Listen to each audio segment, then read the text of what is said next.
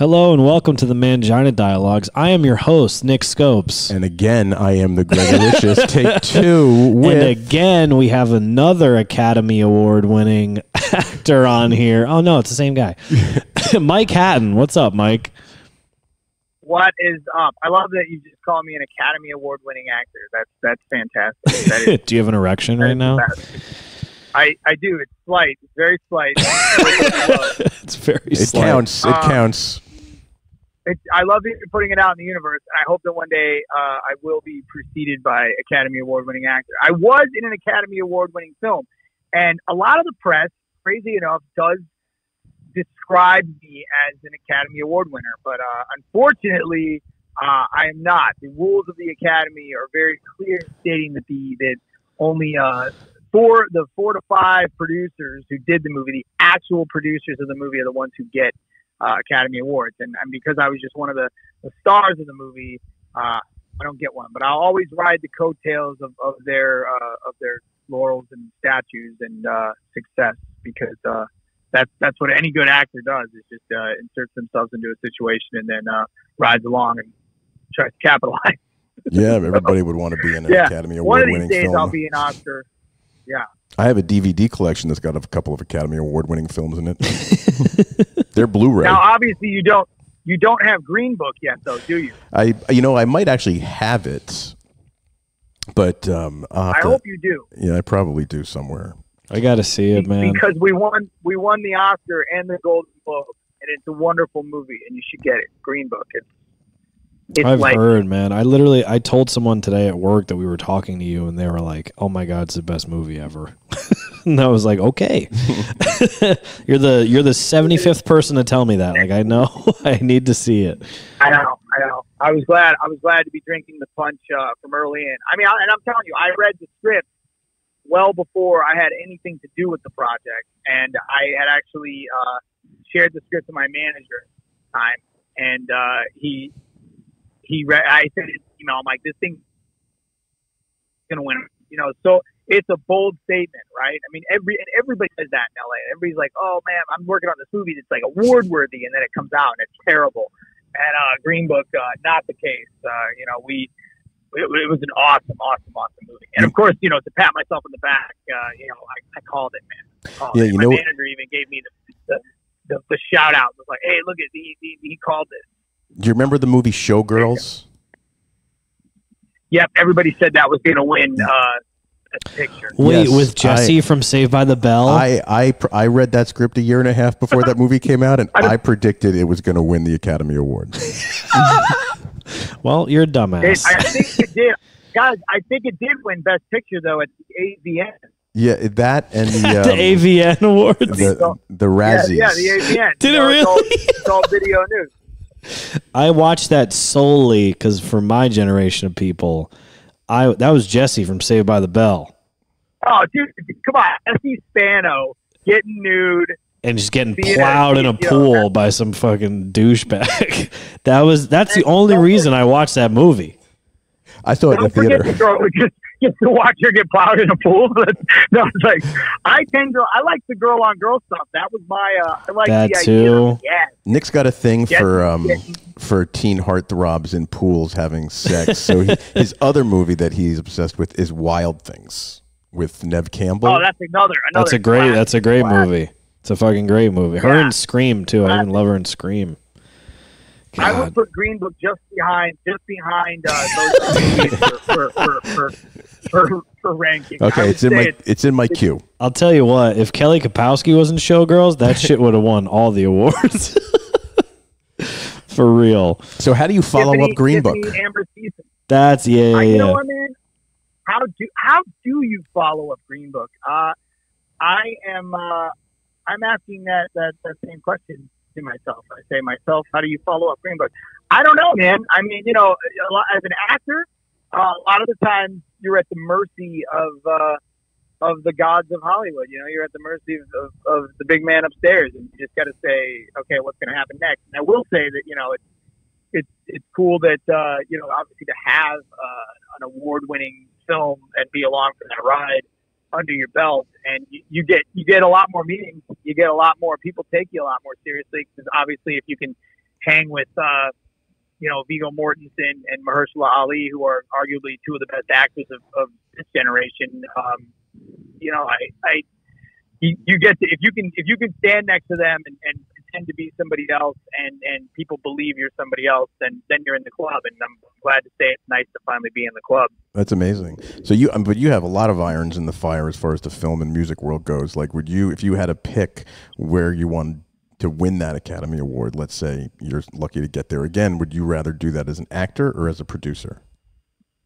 Oh man, you know what? I have made my life on taking anything I can get. So I'll whatever I would do it as. I mean, look, I would think that as an actor, I would hope that some opportunities would come to give me a chance to and then even now, I'm up for some, as I'll call it, awards based. I'm up for some movies that I read and I'm like, oh, this could be good. This could be an award winner. I actually did read something recently that I thought could be the next, up for, not this year certainly, but the following year up for a best picture if it's done right. Wow. So I'm only up for it. I'm not producing it, and I'm not. And if I don't get the role, and truthfully, the role is it's a supporting role, which is really really hard to get. It's hard to get noticed in the supporting category. I think it's harder to get noticed in the supporting category than the lead category, because the competition. I think there's a lot more competition because there's so many supporting roles in these types of movies, and all of them are good. And then you run into situations like with Green Book, where Viggo had a few more minutes of screen time, obviously, than Mahershala. So, but they were basically the co-leads. But right. It's all about positioning and where you position people. So, I mean, I would love to get one as an actor. I think it would be great to, and I've won now because of Green Book. I've won a few awards for acting as part of the ensemble, which is very nice. But to actually get one for acting would be awesome. Producing, I mean, I'm actually trying now to package the movies that I believe are award contending type content. But I mean, it's always it's capturing that fire in a bottle and or lightning in a bottle and going, how do you do it again? I don't know. Hopefully I can ride the wave and figure it out. You got to kiss a lot of frogs. Yeah, and you got to kiss a lot of ass. Frogs and ass. Frog ass. It definitely got to kiss a lot of frogs' ass. Yeah, no, I mean, look, it's a game, man. It's more than just making a good movie. And it's more than having a good performance. I mean, we can all talk about over the years watching different actors who you're like, God, he should have won an Oscar for that. Val Kilmer for The Doors. I mean, right? Yeah. Val Kilmer again for Salton Sea was amazing.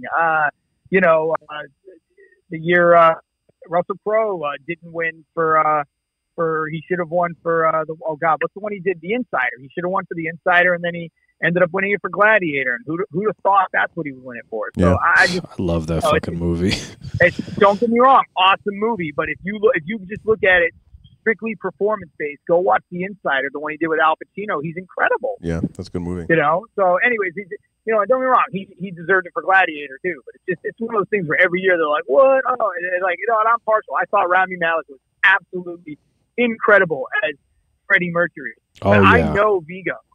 I know Viggo Mortensen, and I know, and I heard the Tony Lip tapes, and I watched obviously Sopranos, and his portrayal of Tony Lip in Green Book, I thought was the best performance in terms of best actor. I thought he should have won. I really do. And I get it. I get why Rami won. He was incredible too. So it is what it is, man. Yeah. And it's one of those things where you look at the best picture category, it's the same thing. A lot of it's politics. A lot of it's who are you up against? What movie were they in? Is it more popular? There's so many factors that go into it. And I had no idea. I got a real taste of that world now, going to all these Academy mixers and, talking to voters. And it's political, man. It's like running for office, movie office. Yeah, I always I get, obviously Hollywood Reporter and Variety, and around award season, it's like you open up those magazines, it's nothing but ads, from people thanking this person and thanking that person and for your consideration. It's just an amazing, it's just incredible, how much political shit there is going into trying to get votes to win those awards. It's insane.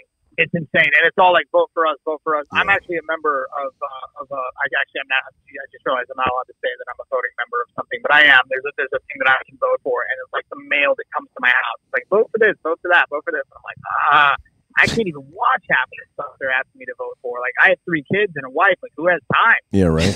So for real. You know, I mean, hell, how many times did we have to reschedule this call? Yeah, I know, right? Well, you know, there's a fire involved, and it kind of fucks shit up. That's actually, and that is no joke, man. I mean, the fires were actually the fires were right around my neighborhood. I don't know, it shot to the neighborhood to the west, it shot to the neighborhood to the east, and we were not evacuated, thank God. Yeah, that's awesome. And the phone service now is affected because towers have been blown down, burned down. So it's yeah. Welcome to LA, though. We have fires and we have earthquakes and we have perfect weather for the most part, 365 days a year. So I'll take this over moving back to the Midwest. Where are you guys at, by the way? We're in Connecticut. We're in the Northeast, right? A little like an hour north of New York City, right in Lower Connecticut. Oh, right on. I love Connecticut. I actually have relatives out that way. Really? Where at? There you go. Trying to remember the name of the town. Somewhere near Lyme, somewhere like over like Mystic area. Yeah, like that's far up. That's up like on the coast, but it's beautiful up there. It's where like the Navy is and stuff. Yeah, like Mystic. Yeah.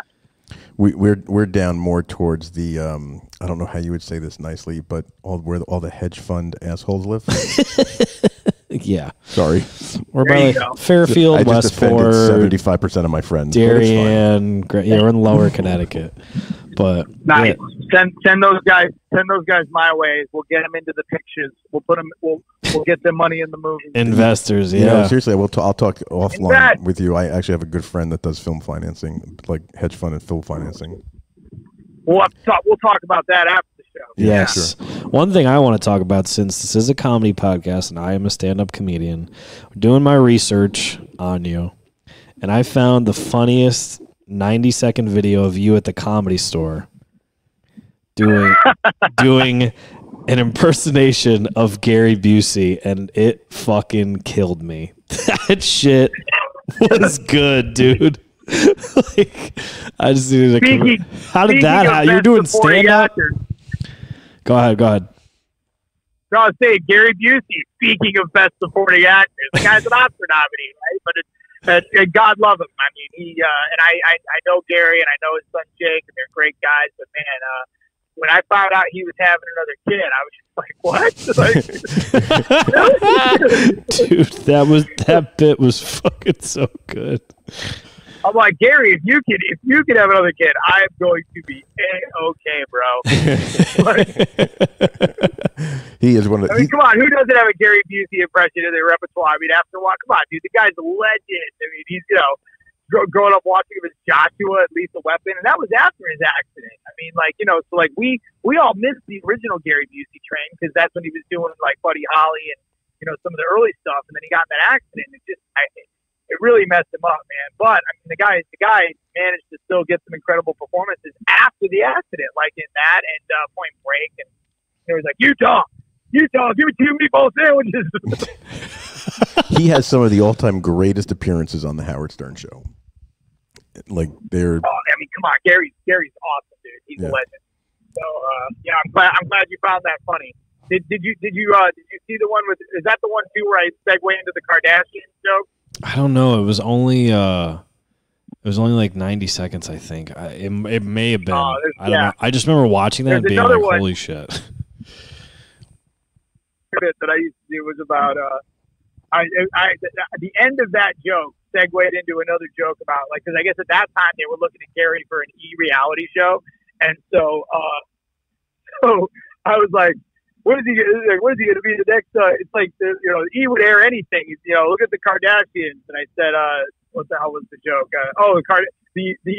The promo that I heard last week was from the network that brought you the Kardashians. Isn't that like the saying from the monkey that brought us AIDS? I actually did see that. That's good as hell, dude. It's true though. I'm like, really? You're proud of that? Like, come on. Like, you're proud of putting this in, don't get me wrong. I'm sure they're all very nice girls. I mean, I don't know them. I don't. You know, it's funny, sure man. Like too. that was so long ago. I used to just be like, you know how it is when you're younger, and like I have kids now, so I try to be nicer, and I'm like, oh, the Kardashians, they seem nice. They live over just in the other neighborhood in Calabasas. It's like I don't want to be an asshole, but like, come the fuck on, man. Like Kris Jenner, like I don't ever want to do that to my kids, man. Like I actually another time I did a joke on them. It was there was an article I read that Kris Jenner was trying to get her kids into Broadway, and I said, "What corner is she going to pimp them out from?" Dude, is there any truth? Because I don't know any of that. I just don't care. But is there any truth to the fact that her mom, like Kris Jenner, helped get the sex tape out there with Ray J? I've heard that. I've heard that. I don't know if it's true, but this is another interesting little tidbit. But like, I don't know if there's any correlation here, but like, so on a couple of early episodes of Meet the Kardashians, an actress who I'm sure both of you know, named Brie Olson, not her real name, was one of the Charlie Sheen goddesses, and yep, I know who she is. So she was in a couple episodes of Meet the Kardashians as like some kind of assistant, and I was always like, there's a weird tie to the porn world there, and that was I think maybe it wasn't before the sex tape, or maybe it was after the sex tape. I don't know, but from what I had heard, like she was like friends with them. So I don't know if maybe even she guided them into it, but I mean, come on, man, they brokered a deal with a major porn production company. I mean, the thing, it had to have been done by you know, like, and I don't mean by Kris Jenner, but certainly by agents and managers and the people who are involved in those things. They made a lot of money on that sex tape, and that's really what started that empire for them. That was the foundation of it. So I would have to say, yeah, probably. I would think she was involved, or maybe it was already out and they figured, well, it's already out there for the world to see, so fuck it, let's capitalize on it. And truthfully, if that's the case, I don't judge them too much, because at that point you're just like, fuck it, this is what it is. Yeah. You know? Well, I mean, shit, if someone could take a sex tape of me and turn it into $1 billion business, I'm all for it. Yeah, right. I mean, they've got clothing and like, look at, they've become so successful in other areas that they don't even like nobody even remembers the sex tape. Like, we all do, because we're men, and we all watched it and enjoyed it, and some possibly pleasured themselves to it. But I think yeah, I don't know, man. I think good for them at this rate, man. They've made a lot of money. They give money to charity, and like they're not, they're mothers, and like, I mean, look, we all do stupid shit when we're young, right? So yeah, I could remember the one episode I did watch of the Kardashians. Bruce, at the time, his name was Bruce. Bruce was giving Kim shit because she was going to pose for Playboy, and he was upset about it. Looking back, it's pretty funny to think like, oh, all right, you're upset she's posing for Playboy, but you could change into a woman, which is fine. But yeah, it's like, I want to see Caitlyn Playboy. I think you missed your opportunity. I want to see what's going on under there. I want to know what's up. What's under the hood? Inquiring minds want to know what's under the what's going on under the gown. You could probably just follow her around Calabasas to the waxing spot she goes to. Or I think Caitlyn lives in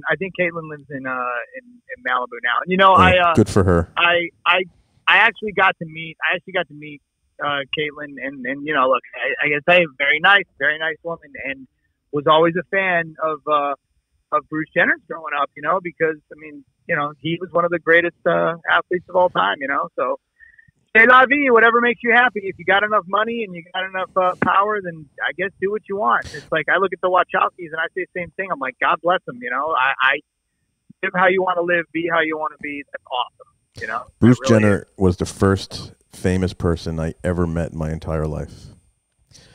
Really? Yeah. Wow. And that was still when he was Bruce? Oh, it was probably 1977. Holy cow! In the LA at the baggage carousel at LAX airport. That's when you met him? Maybe 7. Yeah.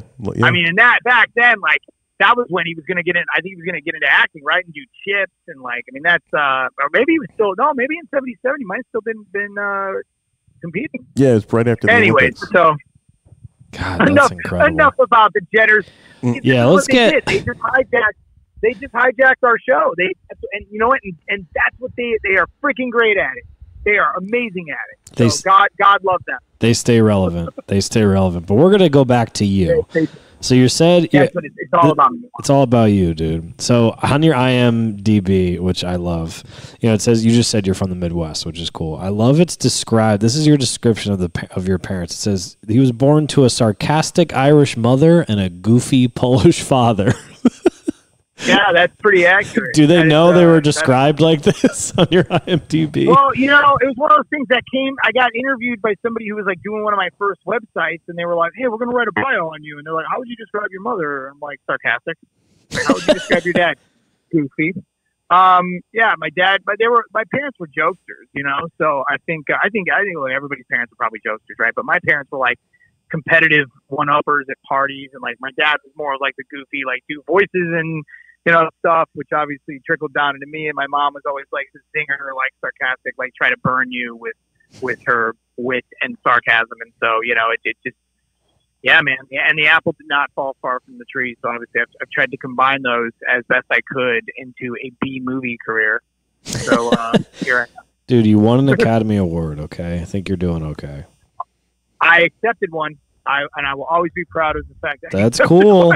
That's fucking, I'll take it. That's cool. They won't even let Nick into the theater for the Academy Awards, let alone the stage. By the way, the security getting into that theater, and rightfully so, considering how many powerful and rich people are in there, it's crazy, man. I mean, it is insane. And they actually, at one point, they pulled me and my fellow Green Book star and really good friend who I've done other movies with, Paul Sloan, they pulled us aside and like flagged us, and I don't know why. I mean, maybe they thought we were like comedy terrorists. Well, you obviously look suspicious.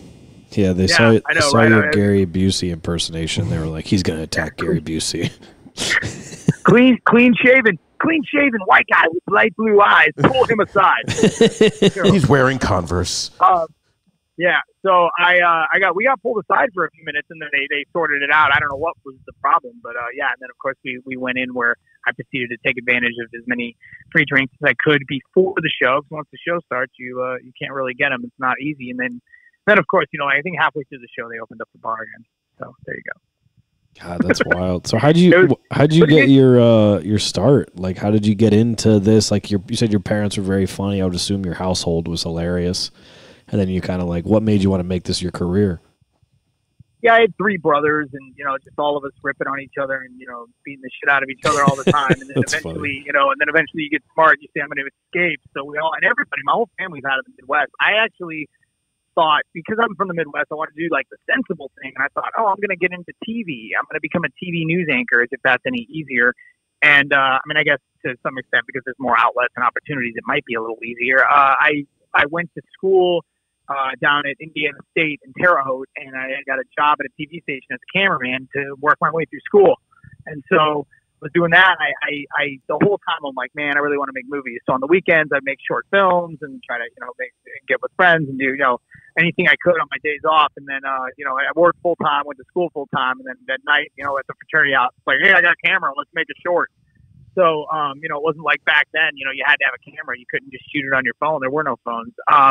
And so I decided when I was, in my early 20s, when I was about to graduate, I was like, man, I don't want to do news anymore. But then a job opportunity opened up in California that brought me to Palm Springs. And I had just auditioned for the Second City's Improv for Actors program in Chicago, and I got accepted. And I thought, well, I can do this in Palm Springs. I'll just drive to Hollywood every weekend. So I drove 120 miles every weekend after moving to California.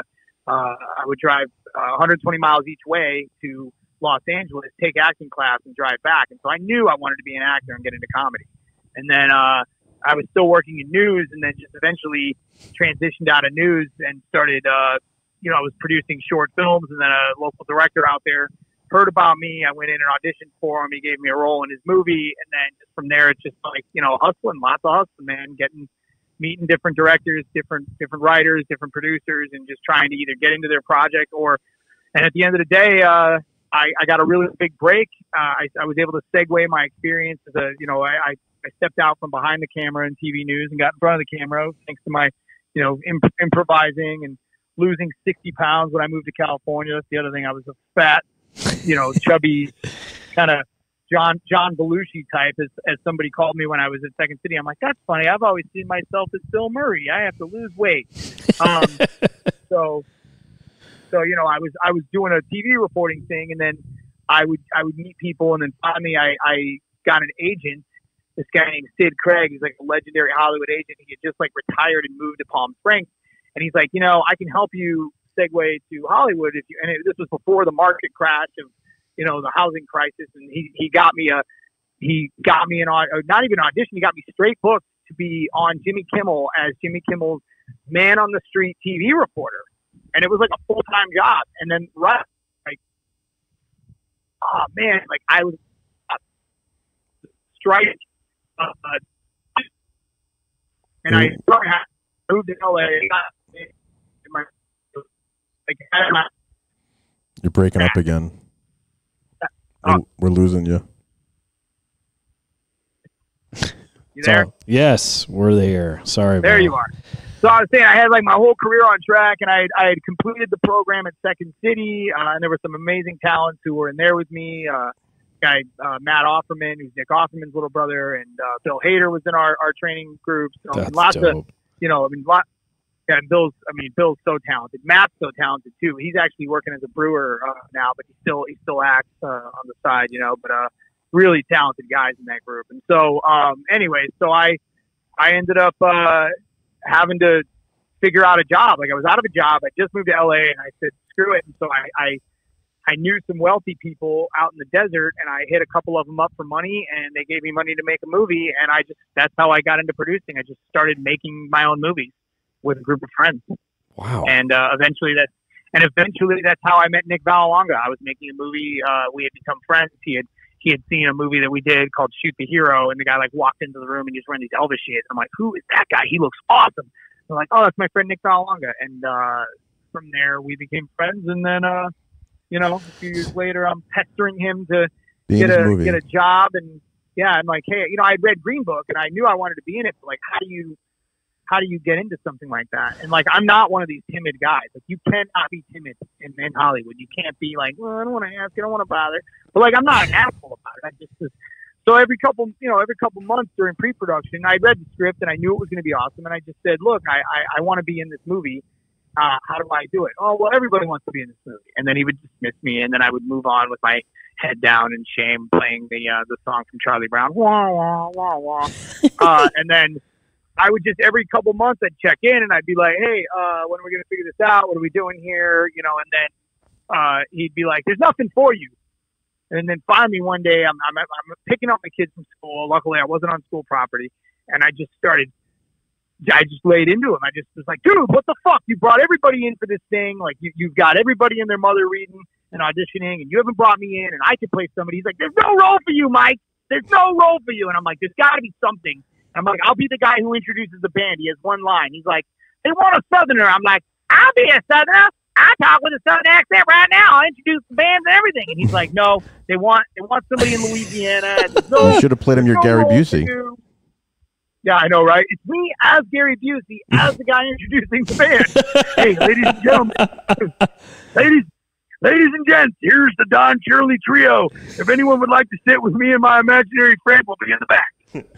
Dude, anyway, such a good impersonation. So, dude, it's like I was pestering him hard, and like finally I looked to him, and he's like, but luckily I had made the comment about introducing the band, and he said, wait a minute, the band, don't you play the bass? I'm like, yeah, I play the bass. He's like, well, how good are you? How good are you at the bass? I'm like, I'm pretty fucking good. I'll play some songs right now. And I mean, truthfully, I hadn't touched my bass in probably 5 or 6 years, but whatever. That's because I have a wife and 3 kids, and who has time for creative aspirations.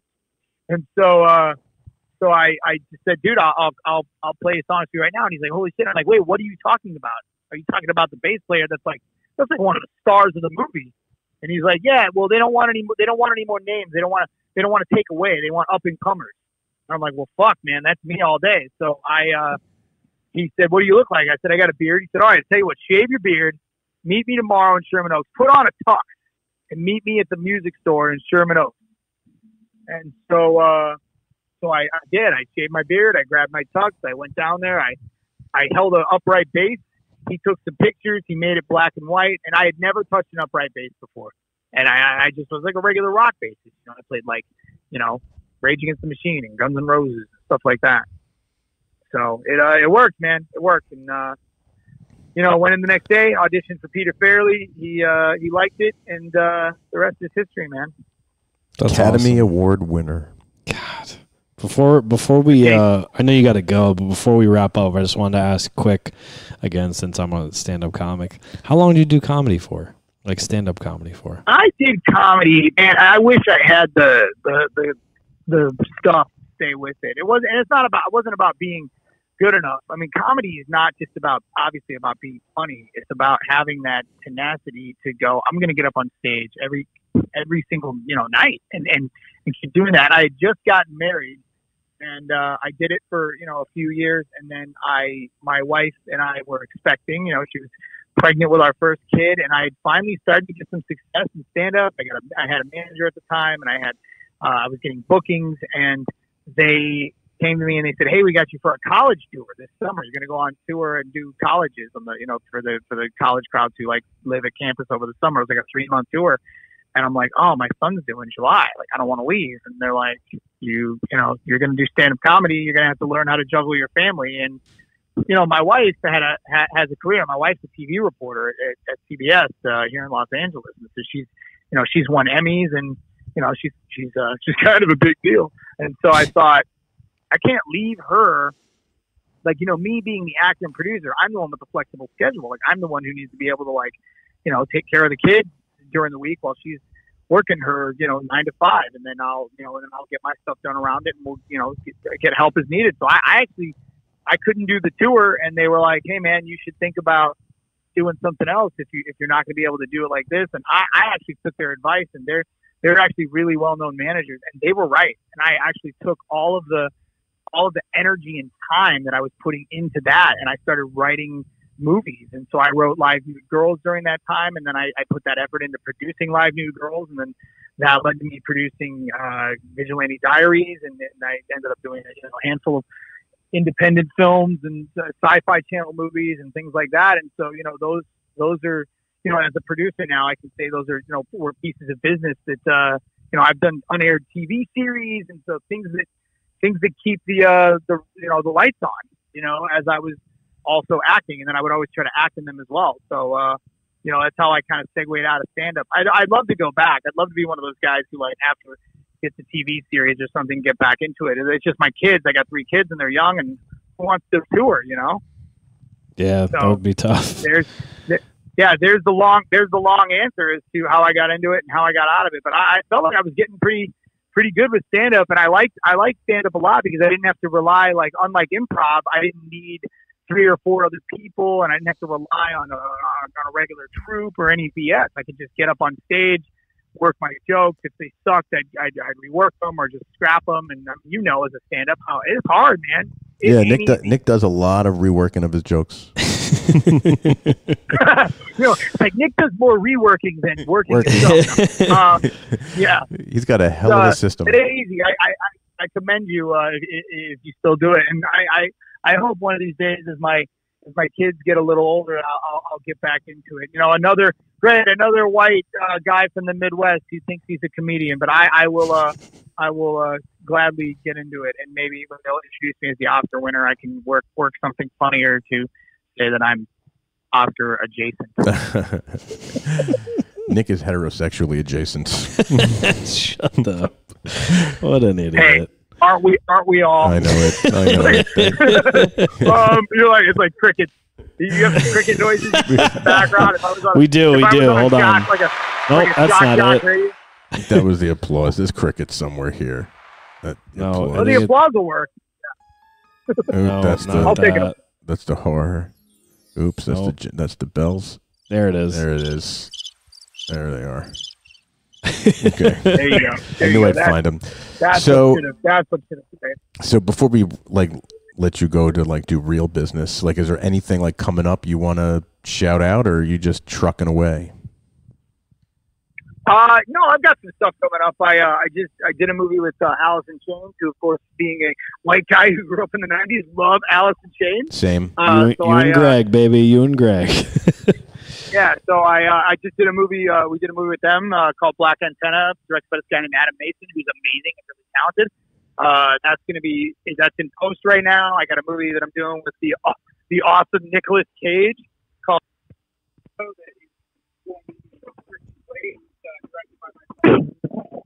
Wait! You sound like you're in a fishbowl. We lost you at Nick Cage. Yeah, we lost you at Nicolas Cage. I don't know where you went. Oh, Nicolas Cage. Can you hear me now? Yeah. Oh, you lost Nick Cage. Oh, so I was saying Nicolas Cage, movie called 1000, being directed by my friend Christian Sesma, and Christian is actually the guy who directed the first movie I ever did in Palm Springs.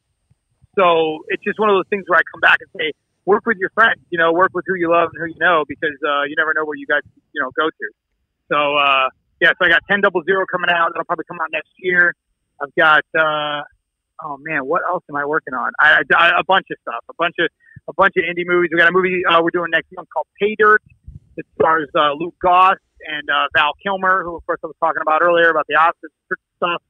So yeah, just lots of stuff going on. Yeah, we're shooting Pay Dirt next month. That should probably come out in June, hopefully right around the time of the new Top Gun. I don't know if you guys saw the trailer for that. But yeah, awesome. For sure. Yeah. So yeah, man, I got a lot going on. Always cooking stuff. We'll get with some of your Connecticut money, and we'll make a movie on the Mangina Dialogue. The Mangina Dialogue, the movie. I got the script written. That'd be a hell of a movie. 3 pages. Well, that's that's my idea now, so I own it. You have to license it. You guys gonna have to license it from me. You guys have to license your own show. Dude, that's how it works, guys. That's Hollywood. Hashtag producing. It's pretty funny. That's literally, you just stole my line, because I've used that before. Oh, hashtag producing? No. That, like, if it happens on the Mangina Dialogues, we own it. Oh, that's great. Yeah, so we're on the same page. We'll battle royale it out. Oh, I would do that. I love pro wrestling. Actually, I was supposed to do a series about pro wrestling. They booked me, but then they pushed the shoot dates. But I guess I'm playing like it's about a real pro wrestling thing in Louisiana. So it's I'd be playing like a coach, and then not a coach, but a shitty manager. Right. So I grew out my hair. I had like an amazing mullet. I was getting full heart foundation. Oh man. Even though it takes place now, even though it takes place today, but I figured it's Louisiana. I can get away with a mullet. Yeah, little gator wrestling. Yeah, awesome. Exactly, man. So listen, we'll do this. We'll do this live and in person when we make it out to LA to do some out there. We'll do a follow-up live with if you guys come out to LA, we will party down. You guys can come up to the office and we'll show you around, and we'll do everything you think we do here in LA, which is really nothing. We're all normal. Yeah, I'm actually, I spend half my time in LA, so I'm back and forth a lot. Oh, there you go. But when you guys are out, let me know, man. Yeah, for sure, we will. So we want to thank you. Sorry we had to do this a second time within an hour. Oh, no, it's all good. It's all good. But it's awesome. We really appreciate it, and we will talk to you soon. You have a good weekend. Yeah, thanks for having me on, guys. Thanks a lot, and let me know when you post it, and I'll share it. Yeah, thanks, for guys. sure. Thank you. For sure, Mike. Okay. Bye. Thanks, bye. Bye.